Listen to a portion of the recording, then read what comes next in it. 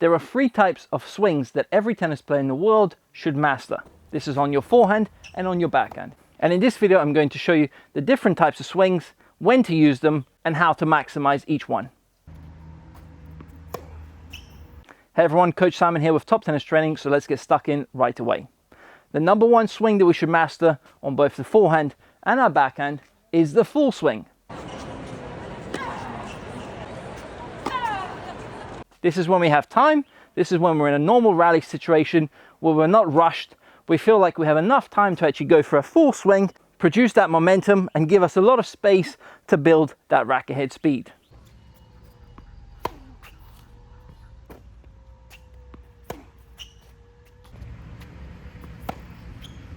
So on the forehand side, that would look like this. I'm in my ready position, I coil, I have my racket around my head level, my actual head level. I reach a power position similar to this. I come through, I have the racket lag, I make contact, and I have my full finish.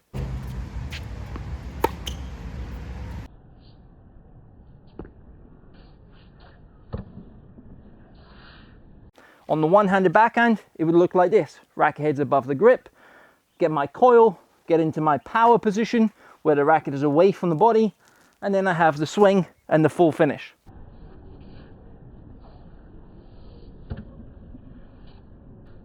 On the two-handed backhand, it would be very similar. Racket head slightly above the grip level, reaching that power position, and I go forward.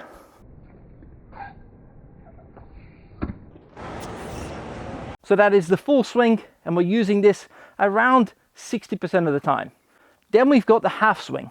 This is where you're a little bit rushed, your opponent has attacked you. You're most likely in a defensive position on the court, but you may also be taking the ball on the rise with this half swing. So it's either when you're being pushed out wide, you're defending, you're just trying to get the ball back in play,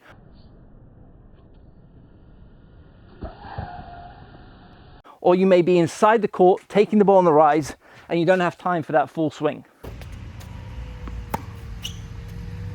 So imagine your full swing and then cut it in half. This would be that half swing.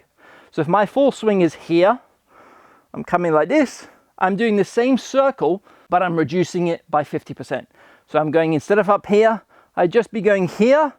I'm still getting into the back position, that power position. I'm still creating the racket lag, and I'm still finishing with that big follow through that I want to have.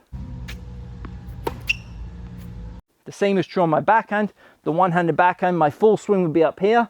The half swing would be just down here, and from here, it's a big finish. The same with the two-handed backhand. If my full swing would be way up here, on the half swing, I'm just somewhere around here.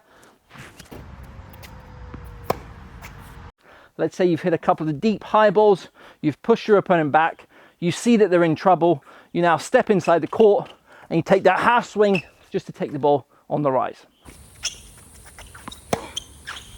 And the last swing is the return swing. This is, of course, when we're returning serve.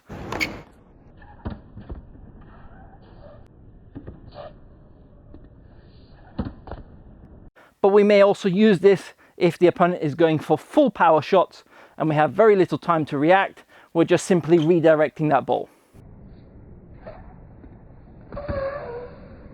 So what does the return swing look like? Now, if I'm in my ready position, from here on the forehand return, all I'm focusing on is coiling the upper body. So I've done nothing with my arms independently. It's simply a coil with the upper body. I'm getting into that side-on position. The arms now separate, and I have that follow through.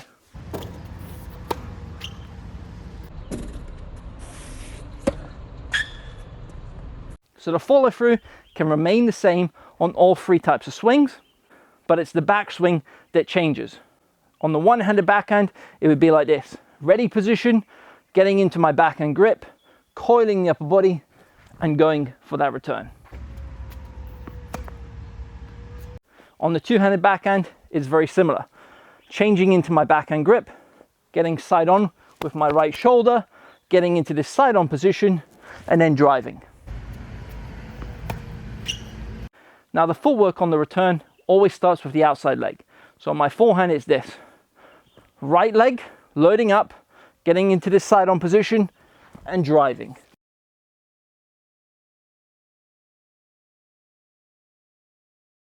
One-handed backhand, left leg to right leg power step.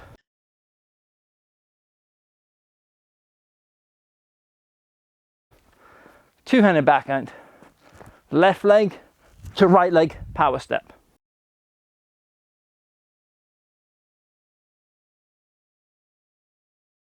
So once again, we'd use this swing when returning first serve, when returning second serve if we're taking the ball on the rise, and also when we're defending and the opponent is being very aggressive, we have very little time to react and we're simply just trying to block that ball and get ourselves back in the point. So there you have it, the 3 types of swings that you should work on and master, and this is for every single tennis player in the world. If you're always trying to use one swing, if you're always trying to use that full swing, it's great 60% of the time, but when you are rushed, or when you are trying to take the ball on the rise, or when you are returning, then you're in big trouble with that timing. On the other side, if you're someone who only uses a half swing, your timing will be excellent, but you'll struggle to produce that effortless power. Now, if you've enjoyed this lesson, smash the like button, subscribe to the channel if you haven't done so already, and of course, leave a comment if there's any videos you'd like to see from us in the near future. Signing off, Coach Simon from TTT. All the best and see you soon, guys. Take care.